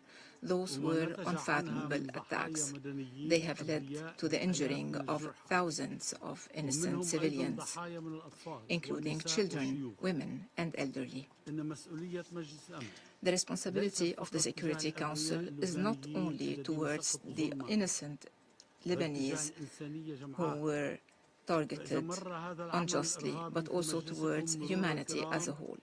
بلا If محاسبة this terrorist وتم attack تجهيل is not الفاعل condemned by your council, and وعدم if you do ردعه not name the وإدانته perpetrator, if وإرغامه you على do وقف not الهاتف deter the الاعتداءات perpetrator, condemn it, فإن and compel it مصداقية هذا to المجلس stop such aggressions, والقانون the الدولي credibility of this وشرع Council حقوق of الإنسان international في law خطر and of محدد. human rights law are at إن stake. تقبلكم لما حدث يعني Accepting موافقتكم what على فتح happened صندوق amounts العجائب to opening a Pandora حيث box. ستحظو Indeed, حيث ستحظو دول ومجموعات states متطرفة and extremist حظر إسرائيل groups will follow suit وتستهدف and will be المدنيين targeting من كل حدب من civilians الصوب everywhere بهذه التكنولوجيا with these الفتاكة lethal ولن technologies. يتمكن أحد من No منع one استخدامها can prevent مستقبلا them from using these لاستهداف technologies طائرات in the مدنية future to وقطارات target civilian planes, وخلافه لقتل trains, المدنيين and to kill وترويعهم civilians بصورة and عشوائية indiscriminately دون تمييز. terrorize them without discrimination. أليس هذا الإرهاب بعينه Isn't this عندما يتم terrorism استهداف شعب بكامله في when you مدنه target a whole وشوارعه population in their وأسواقه cities, streets, ومحلاته markets, shops, وبيوته homes, وهم يقضون while they احتياجاتهم tend to their daily ولا life, يقاتلون على الجبهات while they are not fighting on the يكفي front? لفهم ما حصل أن نتأمل To understand بهوية what الضحايا happened, it is enough to look into the والأصبح identity المطلوب of the اليوم victims. إبادة Are وإعاقة الشعب we seeking اللبناني today the كعقاب جماعي annihilation of the Lebanese من people حقنا and أن its نسأل collective punishment? أليس هذا It is our السيناريو right الذي to ask, صرح isn't به this the كبار scenario المسؤولين that was الإسرائيليين stated by انظروا senior إلى بشاعة ما Israeli حصل في هذه officials? الصورة. Look at the ugliness of what has happened in these pictures. سأعتذر عن ما I apologize for this picture. والإضاءة على ما حصل ونتائجه To highlight what has happened and its consequences, on Tuesday, the 17th of September 2024, Israel carried out a wide-scale electronic attack targeting thousands of pagers, مما أدى إلى تفجيرها. detonating them. اليوم التالي On the following day, قامت مرة أخرى بتفجير Israel once مئات again الأجهزة detonated اللاسلكية hundreds من of نوع walkie-talkies. إضافة إلى قيامها بتاريخ 19/9 On the 19th of September, Israel also terrorized the population of Beirut and other regions when warfare broke the sound barrier repeatedly, unleashing fear and panic, especially among children. Today, Israel carried out a missile attack in one of the most densely populated regions in the southern suburb of Beirut, destroying a residential complex and claiming the lives of 12 victims, including children, and 66 wounded. These attacks have led so far to the killings of dozens of people, including children and women, to the injuring of thousands, including hundreds in a serious condition. Hundreds others were disfigured, were maimed, or even lost sight completely. This attack left hospitals and medical workers in an unprecedented emergency state, fully overwhelmed. The aggression also created a state of terror and panic among civilians in all Lebanese regions. These attacks represent a serious, unprecedented event in the history of wars, and they come in the aftermath of Israeli declarations concerning a full-scale war on Lebanon, sending Lebanon back to the Stone Age. Israel did not only launch these attacks, they were followed by official declarations and by a tweet from the advisor of their prime minister that was lately deleted, emphasizing the responsibility of Israel and praising the positive results of this assault. This has deliberately undermined the efforts of international mediators working for a ceasefire in Gaza and South Lebanon, and has undermined all the attempts of the Lebanese government to de-escalate and exercise self-restraint. In this context, it should be noted that resorted to remotely exploding communication devices collectively with no regard to those carrying them or who are around them is considered an unprecedented method of warfare in its brutality and terror, targeting thousands of people from different age groups in densely populated areas, while tending to their daily life in their homes, on streets, in workplaces, in shopping centers, is nothing but terrorism. It is a blatant violation of international humanitarian law, of international human rights law, and amounts to war crime. The first additional protocol to the Geneva Convention of 1949 pertaining to the protection of victims of armed conflicts stipulates in Article 35 that the right of parties to the conflict to choose methods of warfare is not unlimited, which means that using electronic detonation as a warfare, which is a non-conventional warfare, should be subjected to international and humanitarian laws, especially the principle of protection, meaning protecting civilians according to Article 48 and the principle of precaution, whereas all parties to the conflict should take all the necessary precautions when directing their military operations to avoid civilian loss of life and to avoid damaging civilian property. This is Article 57. The first protocol also stipulates in Article 51 the prohibition of the acts of, or threats of violence, the primary purpose of which is to spread terror among civilian population. It also prohibits in Article 37 killing, injuring, or capturing an adversary using perfidy. Article 58 also prohibits using or targeting defenseless areas. Israel, through this terrorist aggression, has violated the basic principles of international humanitarian law and did not distinguish between civilians and military personnel. It has indiscriminately targeted civilians, and this operation was not justified by necessity and was not proportional either. Mr. President, it is clear that Israel does not abide by international and humanitarian law, and that it does not abide by UN resolutions and Security Council resolutions. It is clear that Israel continues to ignore the international legitimacy and human rights because it is used to never be held accountable. When Israel commits such acts, we only witness timid expressions of regret, which emboldens Israel to disregard the international resolutions, none of which has been implemented against Israel since 1948. As a result, Israel has become a rogue state. Despite all that, we cannot accept this reality as a status quo. We cannot accept to allow Israel to continue enjoying impunity. Israel did not draw any lesson from its repeated invasions of Lebanon throughout decades.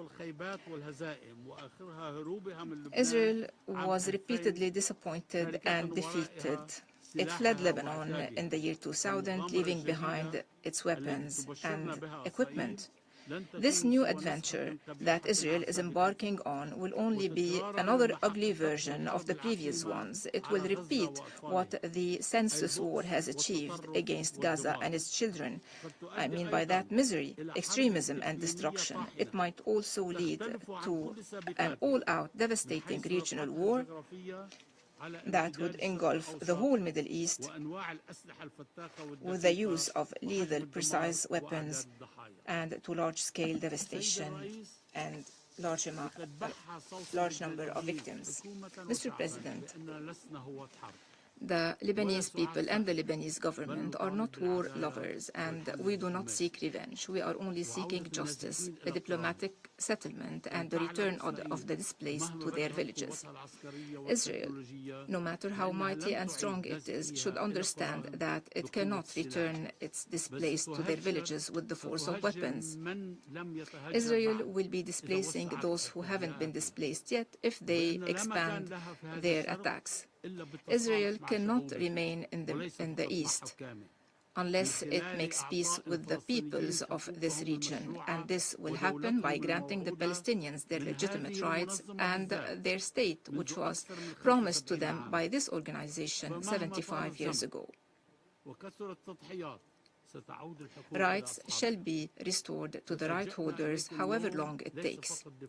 We came to this council today not only to defend Lebanon and the innocent Lebanese victims. We came to the council to protect our common humanity and to ask you to condemn the terrorist Israeli attacks clearly and unequivocally, to hold Israel accountable for planning and implementing these attacks and for violating the sovereignty of Lebanon and its territorial integrity, for violating the UN Charter and Resolution 1701.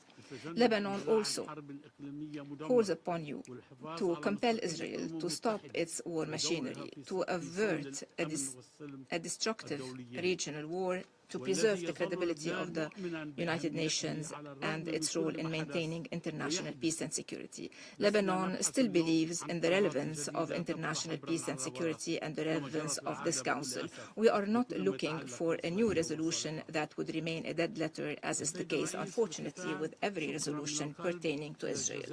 Mr. President, to conclude, I would like to thank Algeria, the representative of the Arab group in the Security Council, which always stood by Lebanon and supported us under all circumstances. I call upon the members of the Security Council to stand on the right side of history, to defend justice and peace, and to support Lebanon in its effort to achieve stability and security. This is the moment of truth, and we are resorting to the justice of the United Nations and counting on your credibility. Either this Council compels Israel to stop its aggression and implement Security Council Resolutions 1701 and 2735 and end its war on all fronts, allow the return of the displaced to their villages, or we will be silent witnesses to the great explosion that is looming on the horizon. Today, and before it is too late, you have to understand that this explosion will spare neither east nor west and will take us back to the dark ages. The war is in front of you, and resolutions 1701 and 2735 are in your drawers. The choice is yours.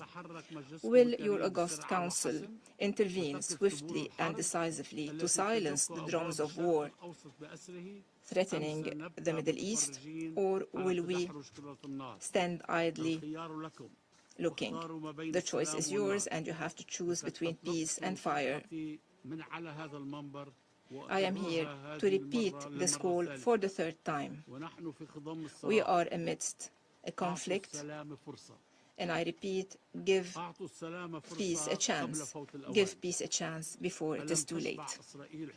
Didn't Israel get enough wars, conflicts, killing, and destruction? Isn't it time to end our suffering, to sow the seeds of a better future for our peoples, and to spare future generations from this conflict? Thank you, President.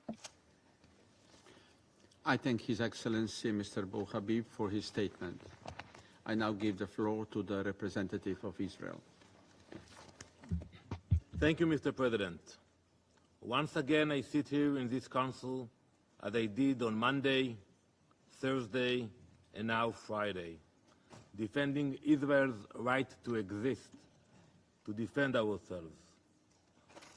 Also on Tuesday and Wednesday, we sat at the General Assembly for 2 days watching the Israel-bashing circus led by the Palestinian Authority as part of their diplomatic terrorism. Are there no other conflicts in the world? Are there no other pressing matters that require this Council's attention? Or is the UN's obsession with condemning Israel so consuming that it blinds you to everything else? We did not seek this war. We did not. On October 8th, while Israeli civilians were still being slaughtered in the south by Hamas, Hezbollah, I haven't heard you, Mr. Minister, mentioning Hezbollah even once in your speech. Hezbollah unleashed hundreds of rockets at our civilians in the north. This was not provoked. It was a calculated assault to show support for Hamas, a declaration made by Hassan Nasrallah himself.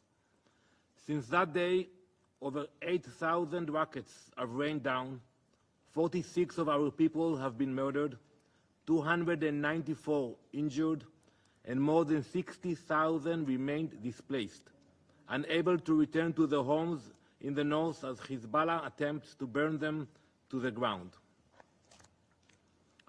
Every day, Hezbollah's rockets deliberately target our civilians, attempting to destroy homes and force entire communities to flee in fear.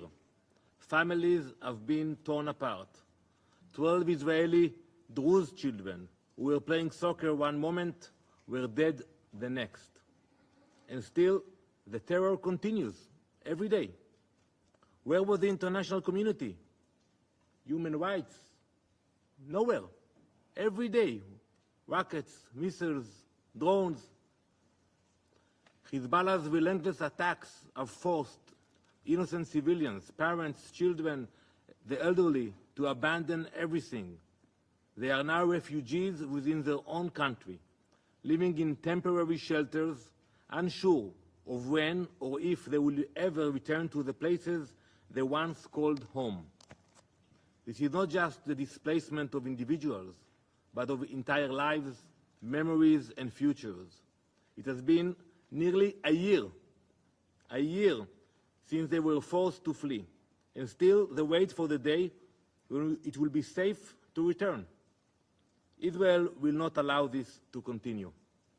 Our objective is very clear. We will restore security to our northern border, and we will bring our people home. It is our responsibility. The goal of returning our displaced citizens has been formally included in the objectives of this war. We will do whatever it takes to achieve this, and we will not allow Hezbollah's terror to dictate the future of our nation. If Hezbollah does not retreat from our border and back to the north of the Litani River through diplomatic efforts, Israel will be left with no choice but to use any means within our rights to defend our citizens and enable the evacuees of the north to return to their homes. Hezbollah has turned southern Lebanon into a war zone, using civilian homes as weapons depots and UNIFIL bases as launch points, digging tunnels beneath them and using innocent civilians as well as UN peacekeepers as the human shields. This is not just an attack on Israel. It is a crime against Lebanon itself. Hezbollah has brought untold suffering, not just to Israelis, but to the Lebanese people, who are also trapped in the grip of this terrorist organization. If this modus operandi sounds familiar, it is because the same is used by another terror organization, Hamas, also using civilians. Yet, the Lebanese foreign minister who sits here today could not find the courage to even mention Hezbollah. We know that is a problem. If we will sit together, we can achieve very fast agreements about everything. I'm not familiar with occupation of Israel in Lebanon. I'm not familiar with these major disputes. We can sit with your help and achieve some kind of a compromise. But we know that the real problem is not Lebanon. The real problem is Hezbollah. It is his government, after all, that bears the responsibility. They are incapable of implementing Security Council resolutions, nor preventing terrorist organizations from dragging their entire country into war. Minister Abdallah Abu Habib, Your Excellency, you have allowed a terrorist organization to create a state within your state, bringing ruin to your own people. Instead of blaming us, your peaceful neighbors, you should take action now to restrain Hezbollah and avoid greater escalation. If you continue to ignore Hezbollah's aggression, the pain and the suffering of the Lebanese people will be on your shoulders. Mr. President, while Israel is not seeking a wider conflict, I will be clear, we will not allow Hezbollah to continue its provocations. Their actions violate international law, and Israel will defend itself.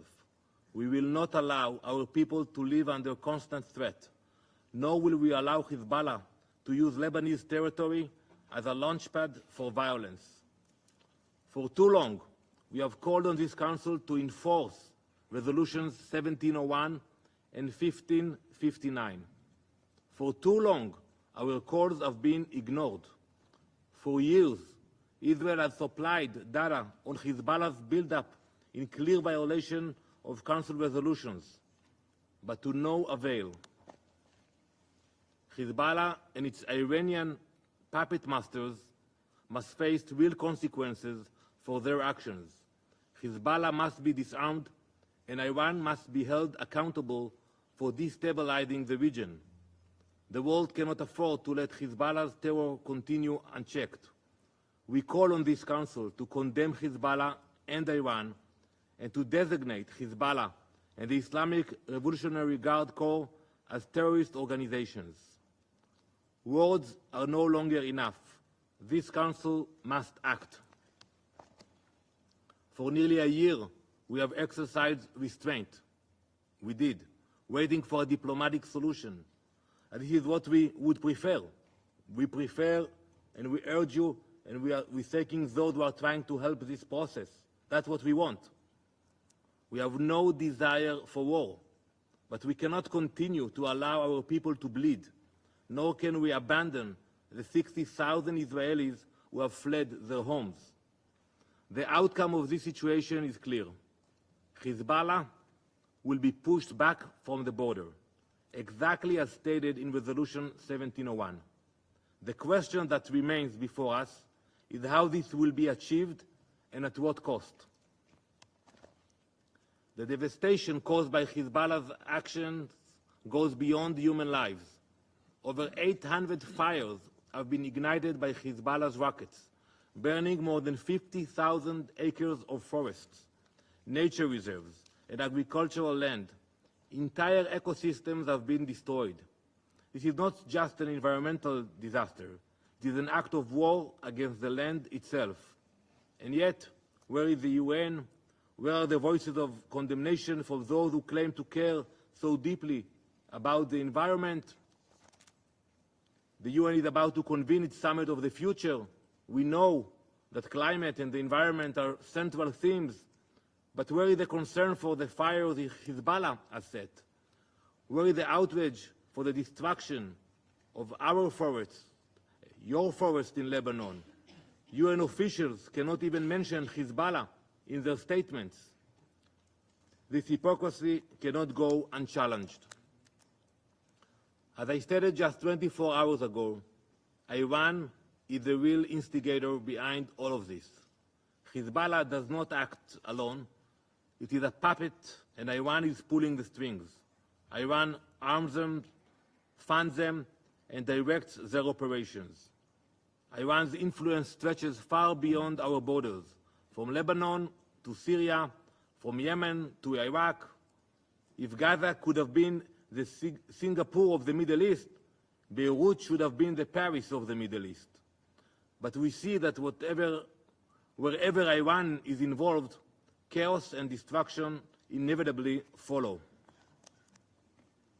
Mr. President, Israel will do whatever is necessary to protect its citizens. We will bring our displaced people back to their homes in the north. We will restore security, and we will bring calm to our nation. This is our right, and we will exercise it fully. The Security Council should stand by Israel as we seek to accomplish this, because this is not just Israel's fight.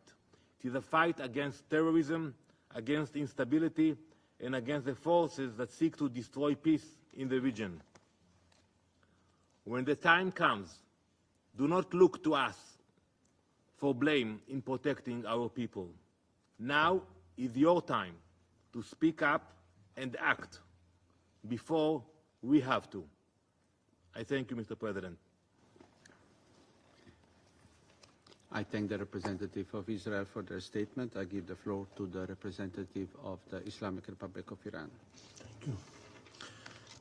In the name of God, the compassionate and merciful, thank you, Mr. President, for convening this emergency meeting. We thank Lebanon and Algeria for requesting this meeting.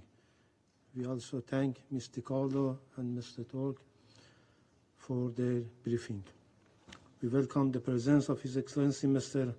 Abdullah Abu Habib, Minister for Foreign Affairs and Immigrants of Lebanon, in this meeting.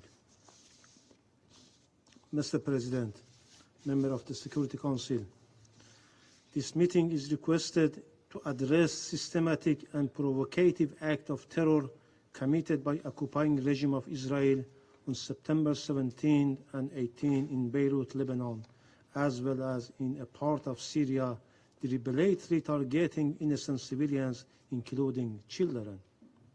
The method of this barbaric attack was unprecedented, as it was covertly handheld communication device was deliberately detonated, resulting in loss of at least 37 civilian lives and injuring thousands more, most likely of them injured from their eyes, including Iran's ambassador.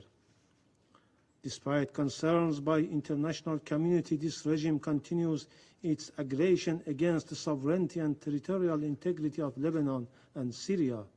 Just this morning, an air strike targeted the residential areas in Zahia, a densely populated suburb of Beirut, causing civilians casualties and loss of life.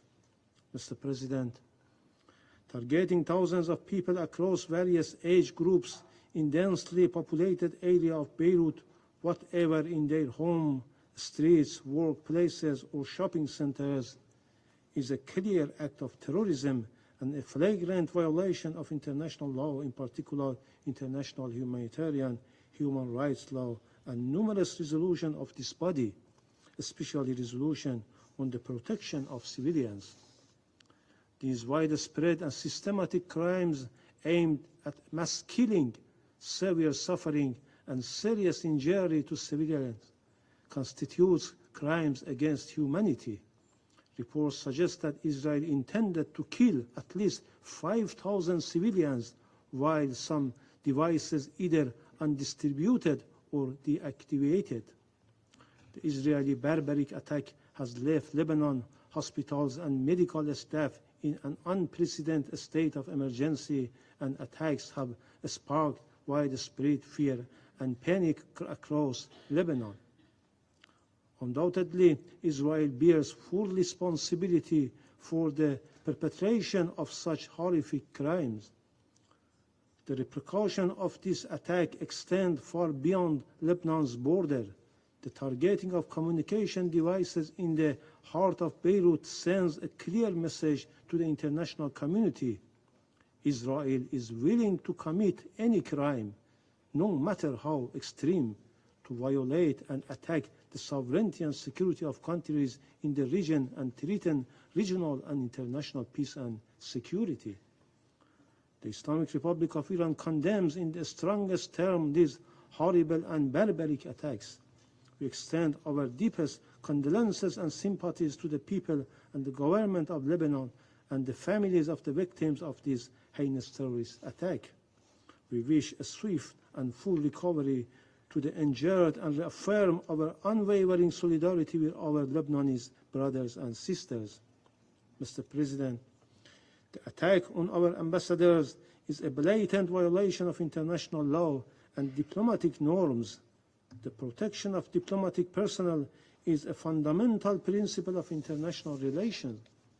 The Israeli terrorist attack has flagrantly violated the 1961 Vienna Convention on Diplomatic Relations and 1973 Convention on the Prevention and Punishment of Crimes against International Protected Persons, including diplomatic agents. We will rigorously pursue accountability for the attack on our ambassador in Lebanon. We reserve our right under international law to take all necessary measures to respond to this egregious violation. Unfortunately, this Council has remained silent in the face of ongoing Israeli aggression and illegal actions, including the attack on Iran's diplomatic mission in Syria on 1st April 2024. Now again, this regime has crossed a red line by targeting our ambassador.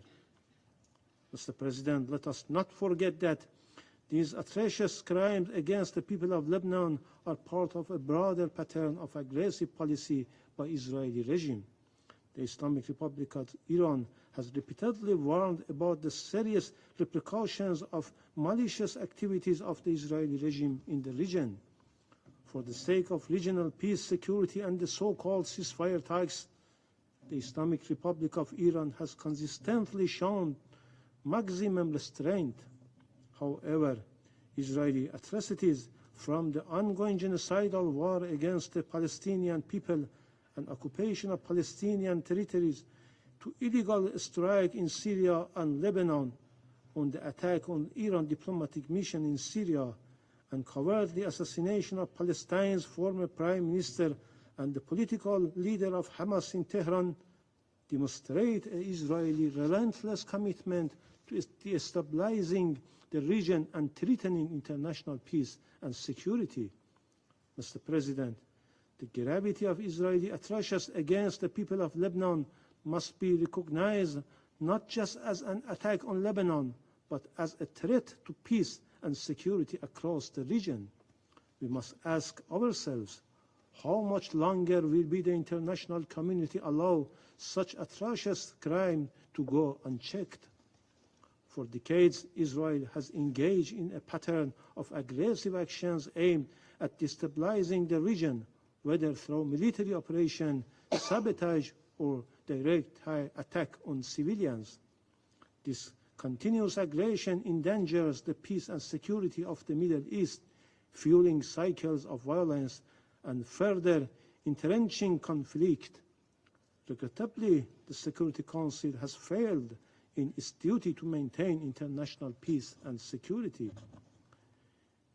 Israel's malevolent activities are often overlooked or outright supported by certain Western nations. Unwavering political, military, and economic support provided to Israel by the United States and its allies emboldens this regime to continue its violations without fear of accountability. This unconditional support, coupled with the deliberate blocking of any international effort to hold Israel responsible, has created an environment of impunity. The international community must not ignore the role of the Western countries, in particular the United States and UK, play in enabling Israel's aggressions. These heinous crimes once again shown the Israeli leadership has no intention to adhering to international norms or the so-called ceasefire negotiations, frequently referenced by the United States in this Council as being near resolution. The international community, and particularly this Council, has a duty to confront not only the direct perpetrators of such crimes, but also those who provide them with the means and political cover to commit them. The failures of this body to hold Israel accountable has only emboldened the regime, allowing it to continue its aggressive and unlawful behavior. The Islamic Republic of Iran stands firmly with the government and the people of Lebanon, and we will not rest until those responsible for these atrocities are held accountable. We reaffirm our commitment to upholding the principles of international law and the Charter of the United Nations. However, it is incumbent upon this Council to act to stand up for justice, for peace, and the protection of innocent civilians. In conclusion, Mr. President, I categorically reject the baseless accusation made by the representative of Israeli regime against my country.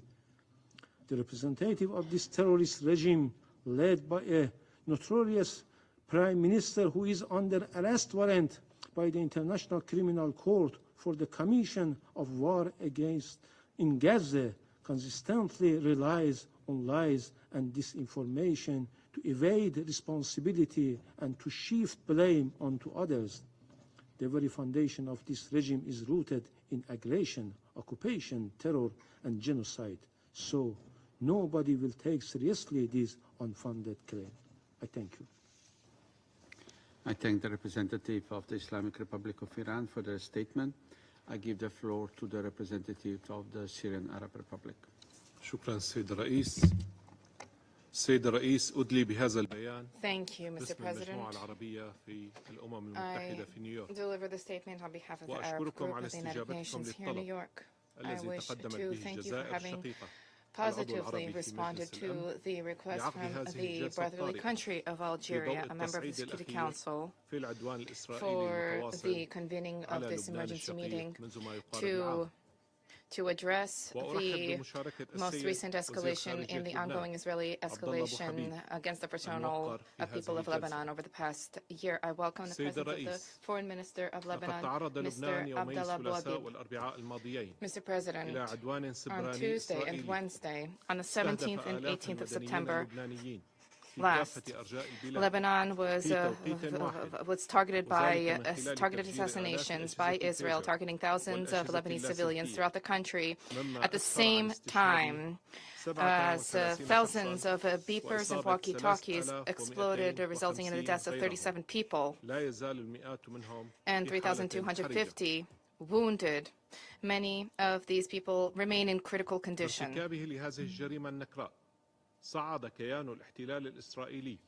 The Israeli occupation entity, through the perpetration of this heinous crime, has continued to escalate its aggression and terrorism, targeting Lebanese civilians, targeting them, targeting their families, in their homes, in public spaces, without the slightest consideration for the principles of international law, international human rights law, and the very basic principles of humanity and civilization. The brutality of the attack by the Israeli entity is nothing new, Mr. President. This entity, since its inception, perpetrated bloodshed, sowing horror. What is new, however, is the manipulation of modern-day technology, equipment and devices that have been used for the well-being of people. These devices are now being used to perpetrate collective murder of civilians. The entity, the occupying entity, used commonplace devices for civilian purposes, used for civilian purposes in various sectors, and transformed these devices into ticking time bombs, killing those holding them without any distinction, sowing devastation around them. In this way, generating tremendous suspicion vis-à-vis the reliability and the safety of communications devices. The authorities of the Israeli occupying power last month used cyber attacks to intercept air traffic, civilian air traffic,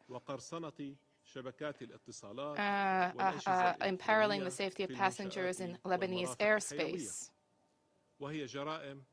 and this resulted in disruptions in the civilian operating system, resulting in the piracy of electronic devices, as well as of vital devices and applications. These are crimes that elucidate Israel's contempt for civilian life and international law. The Arab group condemns in the strongest terms the Israeli terrorist acts against the fraternal Lebanese people. We call for accountability for the perpetrators of these crimes. We extend our deepest condolences to the families of the victims. And we wish a speedy recovery to the injured.